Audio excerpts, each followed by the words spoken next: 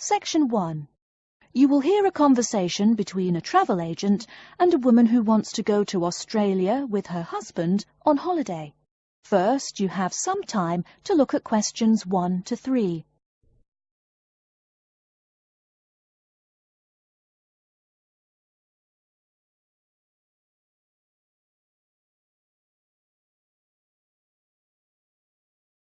You will see that there is an example which has been done for you.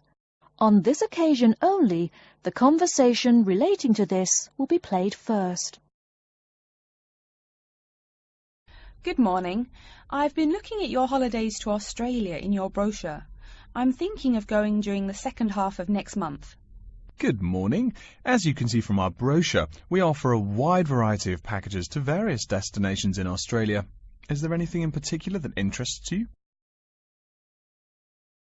The woman says that she has been looking at the holidays to Australia in the brochure, so brochure has been written in the space. Now we shall begin. You should answer the questions as you listen, because you will not hear the recording a second time. Listen carefully and answer questions 1 to 3. Good morning. I've been looking at your holidays to Australia in your brochure. I'm thinking of going during the second half of next month. Good morning. As you can see from our brochure, we offer a wide variety of packages to various destinations in Australia. Is there anything in particular that interests you? Yes, my husband and I are very interested in the holidays in the outback. These holidays are becoming increasingly popular. Would you like to arrange flights and accommodation with us, or just accommodation? Can you arrange flights from Sydney? Certainly. OK, flights and accommodation then. Right, you said that you wanted to travel next month. Which date would you prefer? I should point out that there are no daily flights available, so if you have a flexible itinerary, that's better. Well, we arrive in Sydney on the 15th of April, and we were thinking of travelling to the outback on the 18th of August. April. OK, there's only one flight from Sydney to Alice Springs on the 18th, so I'll book you on that. It leaves at 10 in the morning, which is quite convenient. Shall I book 2 seats for you? Yes, please. As for your stay in the outback, you can see from the brochure that we offer 3 packages: budget, standard and luxury. The budget package is about $500 Australian dollars, the standard package is about $700, and the luxury one is approximately $1,000, though it does depend on exactly what you would like regarding extras. Which one would you prefer? Well, we can't decide between the budget and standard options. Well, actually, just looking at my computer here, on the date that you want to fly into Alice Springs, there is no standard accommodation available. It's fully booked, I'm afraid. That's okay. We think that the cheapest one should be fine for us. We don't mind roughing it for a few days, and we don't expect to be spending much time at our accommodations. We prefer the outdoors. Right, let's look at the room options. Before you hear the rest of the conversation, you have some time to look at questions 4 to 10.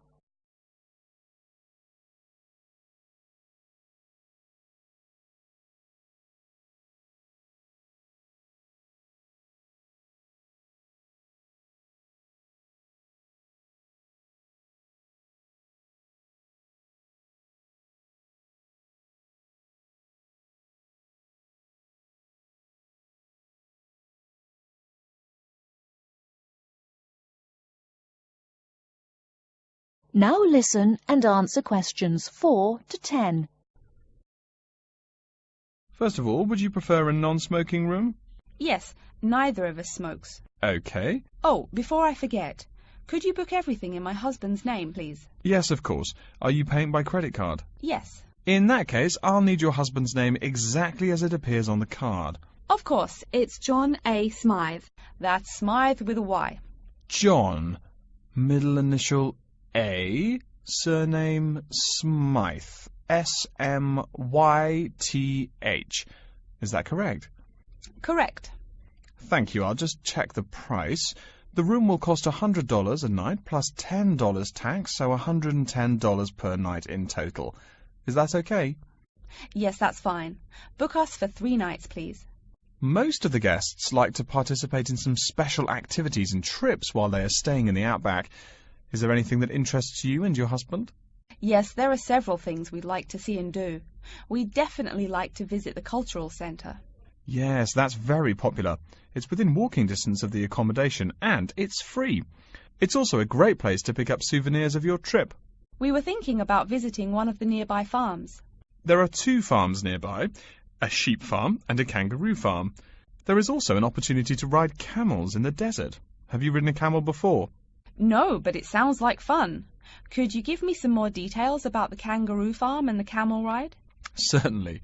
The kangaroo farm includes information on how the animals are raised, whilst the camel ride provides information on desert flora and fauna. Which would you prefer? You can arrange to see the kangaroos in the wild if you like, rather than on a farm. That sounds perfect. OK, we'll go on the camel ride and see the kangaroos in their natural habitat. OK, I'll arrange that for you. I forgot to mention that the journey also includes a stop at a place of Aboriginal artwork. It's a place well known for its stone carvings of animals and mythical creatures. That sounds great. Are the carvings in the desert? Yes. Wonderful. Well, that's perfect then. I'm sure you'll have a lovely trip, but remember that you need to take care in the sun. Yes, we're really looking forward to our trip. We really want to try to experience the dream time under the stars. Of course. That's what a trip to the outback is really all about. Yes. Now, how about the cost? That is the end of section 1. You now have half a minute to check your answers.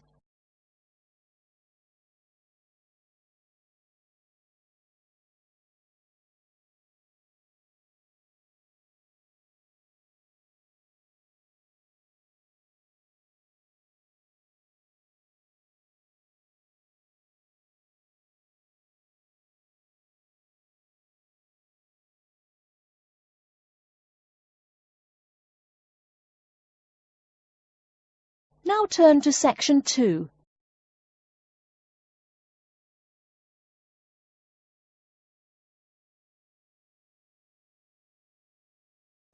Section 2.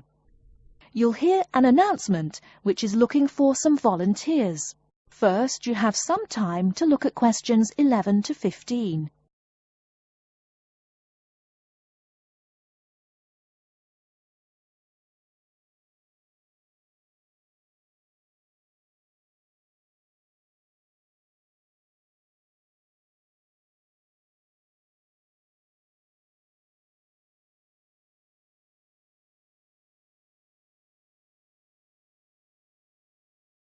Now, listen carefully and answer questions 11 to 15.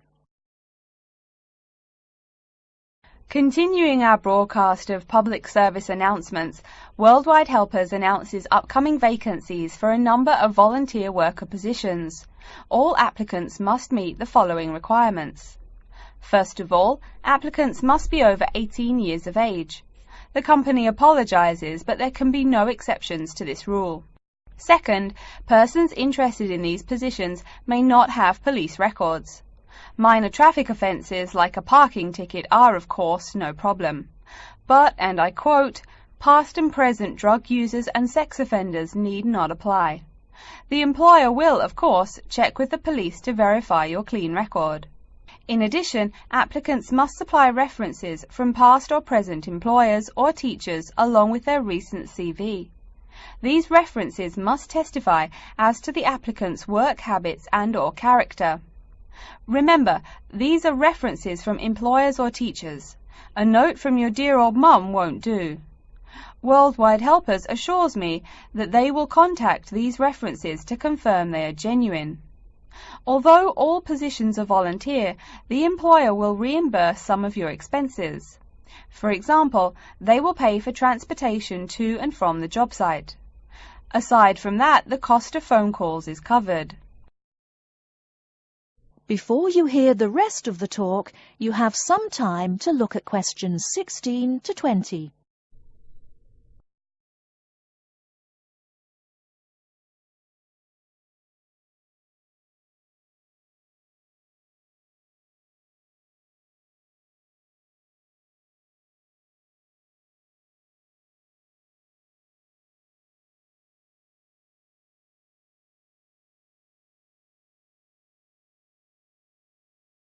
Now listen and answer questions 16 to 20.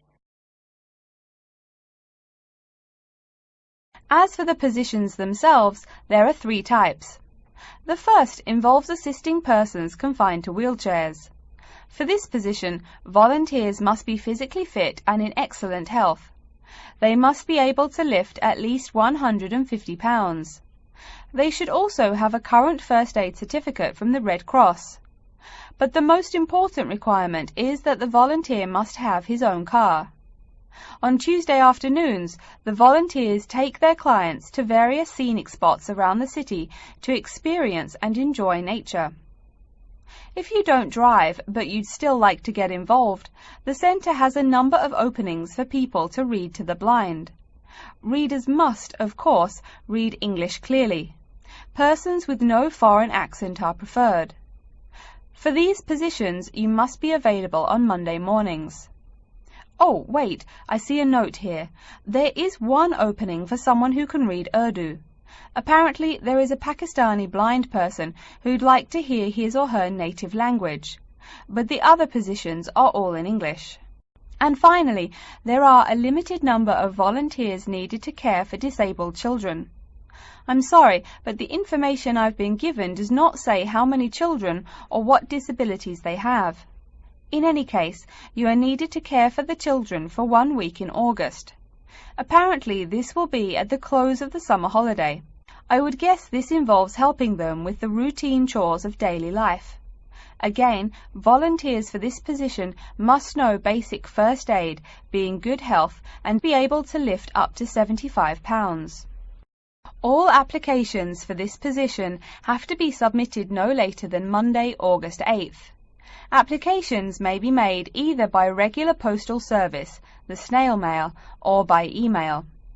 The mailing address is Worldwide Helpers, Post Office Box 651, East Surrey, BY8 99C. Please write "Attention Mary Smith" on the envelope. Or you can send email to acrawfor@worldwidehelpers.org. That's acrawfor@worldwidehelpers.org. So get out there and do something good. Okay. Our next announcement is looking for someone to facilitate tiger breeding at the London Zoo. And get this, it's a strictly volunteer position. That means you don't get paid. Oh my God. I'm sorry, ladies and gentlemen, but I just have to laugh. That is the end of section 2. You now have half a minute to check your answers.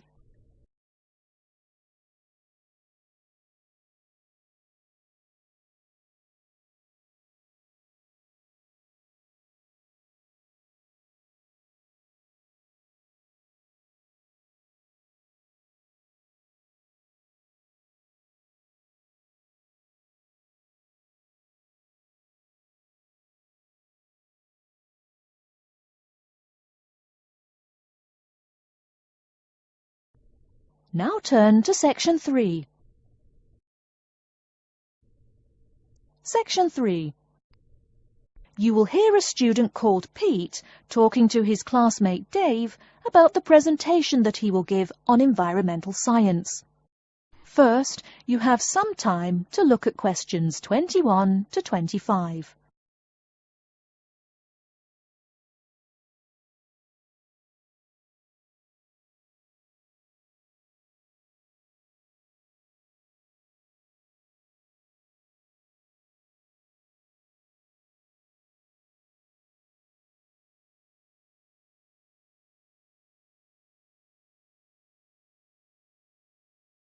Now listen carefully and answer questions 21 to 25.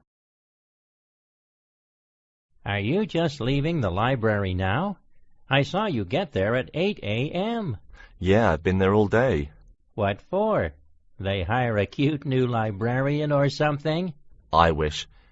No, it's the presentation that I will give in environmental science the day after tomorrow. What's it about? I heard you were really excited about the class. And Dr. Schnee also calls you for the arcane questions, as he calls them. It's about environmental damage in the Yucatan. Excuse me, what? Or is that where? The Yucatan. It's a state in southeast Mexico. So what's happening there? Agriculture is having a really adverse impact on the environment. There are too many farmers doing too much farming. It's really destroying the forests and ruining the soil. Deforestation is a major problem there now. How did you learn about this? I don't recall Dr. Schnee saying anything about it in lecture. Yes, but my brother went there last month. You know, to look at the old cities like the Maya Indians built. That's what first got me interested. Your brother Tom? No, Dick, Harry's twin. Anyway, he told me how few trees there were now, and how much empty ground that grows almost nothing. He said the place looked more like the desert than jungle in some parts. It brought environmental damage, so I started looking for materials in the library. Here, look at this magazine. What's in it?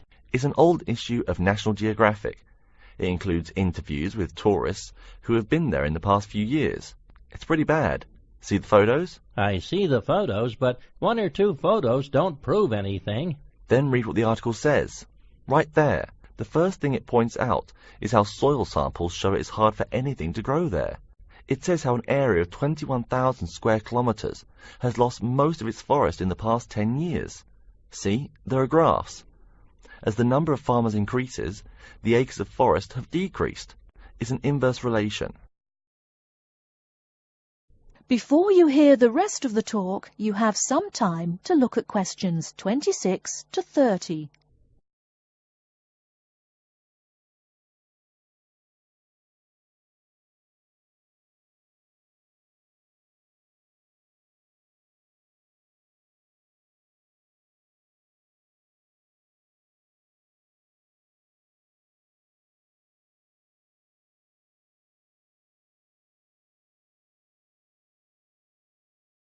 Now listen and answer questions 26 to 30.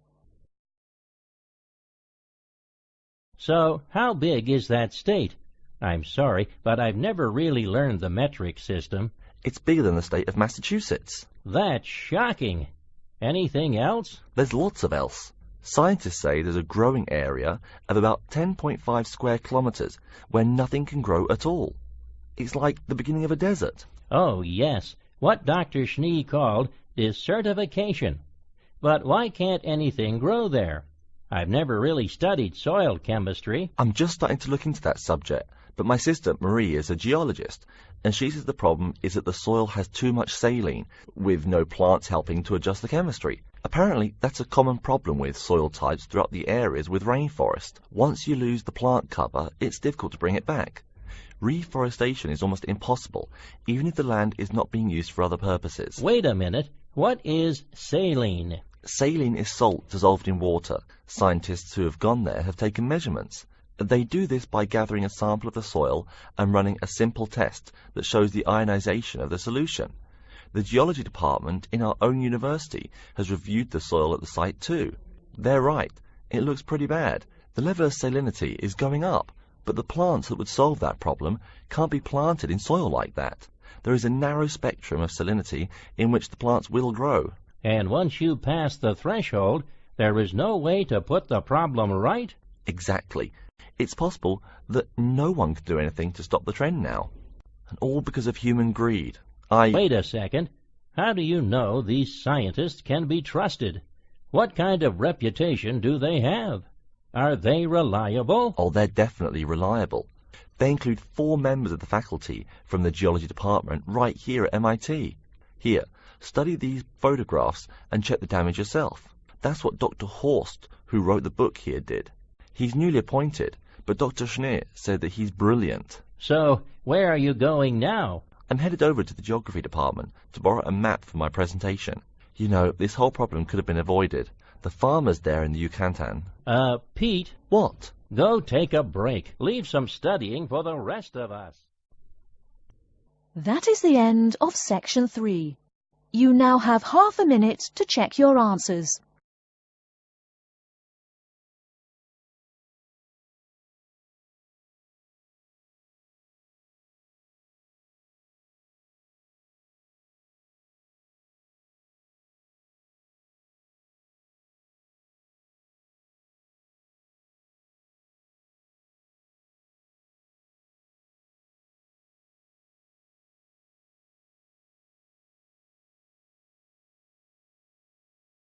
Now turn to Section 4. Section 4. You will hear a lecture's introduction to Insect Biology 101. First, you have some time to look at questions 31 to 40.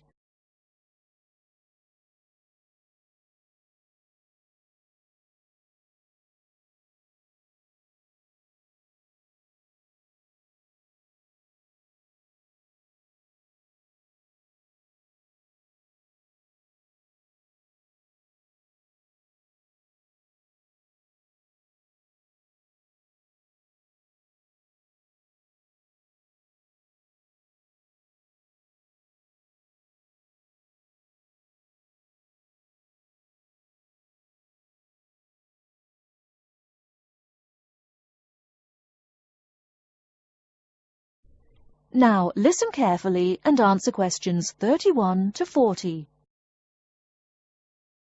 Good afternoon and welcome to Insect Biology 101. I'd like to begin this course with a few remarks about good insects and bad ones. Bugs are all around us, and that's both a benefit and an annoyance, sometimes maybe even serious harm. First, let's talk about the good things that insects do for us. Probably the most important insect for humans, and maybe for all other life, is the bee. Bees help plants in the process of pollination, and thus are necessary to most flowers and fruit-producing trees. That is, they carry pollen from male flowers to female. If it weren't for bees, we'd have very few food plants and no fruit either. In fact, there would be no we. No less a thinker than Albert Einstein pointed out that, without bees, humanity would be dead within a year or less. We'd starve. It's that simple. That should maybe make us just a little humble. A little less dramatic is the fact that bees also make the honey we eat. Moreover, they produce beeswax, which is useful in candles and is also used as a first-rate furniture polish. Sure, these may not be vital to our lives, but they can serve as reminders of how important bees are. That's a point I keep coming back to in this course. Though, in all fairness, I should point out that butterflies aid in pollination as well as bees. Now, here in Michigan, what's the worst part of summer? Yep, that's right, mosquitoes. But I'm talking about helpful insects, right? So let's look at the dragonfly first. If there were no dragonflies, there would be even more mosquitoes. Dragonflies mainly eat mosquitoes and also a few other insects. Yes, that's right. They don't just fly around, and they also help to eliminate harmful insects. So the next time you see a dragonfly, don't you dare kill it. Now, let's talk a little about those harmful insects. Take the mosquitoes I just mentioned as an example. Not so many years ago, mosquitoes here in America weren't just annoying, some were even deadly. They carried malaria and yellow fever. My own ancestor, the Confederate General John Bell Hood, lived through the worst battles of Civil War, only to die at age 38 from yellow fever. A pest, not a bullet. Well, besides the mosquitoes, in summer there is also a kind of insect that never seems tired. Right, that is the fly. Before I go on talking, I must mention an African fly called the tsetse fly, which feeds on blood and can cause serious diseases in the people and animals that it bites. Besides, it is still a bearer of sleeping sickness, which affects around 300,000 people every year in Africa, and can be treated only with toxic drugs that are hard to administer. Worse still, the drugs sometimes don't work. Other insects, of course, destroy food crops. In China, for instance, locusts continue to be a danger to the harvest in some areas. Less important, but still annoying, moths eat people's clothes and dust mites slowly destroy carpets. Worse, but still in the home, termites or white ants eat wood, the wood of your house. If they are not stopped, they can eventually destroy the whole building. Usually they seriously damage a building before anyone even notices them. So, as we all know, insects can be a real trouble. So, what to do? You can go ahead and start killing harmful insects. In the early decades after the Communist Revolution in China, Chairman Mao encouraged the people to swat every fly they could see. Slogans on the walls of buildings called them little capitalists. But flies reproduce too quickly for this to be a long-term solution. For some decades in the West, to kill insects with chemicals seemed a good remedy. Unfortunately, chemicals can only be used in a limited area for a limited time. It's a small-scale solution. The insects come back. Worse still, some of the poisons used, like DDT, were found harmful to the environment. Many kinds of wildlife, like hawks, were harmed. And people in chemical-using rural areas have one of the highest rates of liver cancer in the world. It's no secret that chemicals remain harmful to humans. Like all species, insects adapt to their changing environments at an amazing rate. When a new chemical is introduced to their habitat, the insects that survive are generally the ones with some way of resisting the harmful effects. They then breed with the other survivors, and just like that, insects become resistant to most poison in a few generations. An insect generation, remember, is a couple of months at most. So again, we have to ask, what to do? Well, there are biological solutions. Some of these are pretty simple. One is destroying the insect's habitat. You take away their home or food. Cleaning your kitchen is the best way to prevent roaches. No garbage, no food. Getting rid of marshes and swamps eliminates mosquitoes. Other solutions might include bringing in dragonflies or bats in areas where mosquitoes are many. This is a cheaper alternative to chemicals. Biological methods like this also bring no extra pollution to the environment. But you have to be careful. If you change the environment too much, you might be hurting other forms of life accidentally. One recent method of controlling insect populations involves interrupting their breeding cycle. What does that mean? It means birth control for bugs. Insects are provided with food that makes them unable to reproduce. Since they can't have babies, the population disappears, or nearly so. And since no young are born, resistance is not a problem, with no young insects developing increased resistance. Interrupt the life cycle, eliminate the bug. It's clear that we must have an understanding of the life cycle of the insect. At least, that's the plan. We'll go into more detail as the course goes along. Now, I will stop here to see whether you have any questions or not. That is the end of section 4. You now have half a minute to check your answers.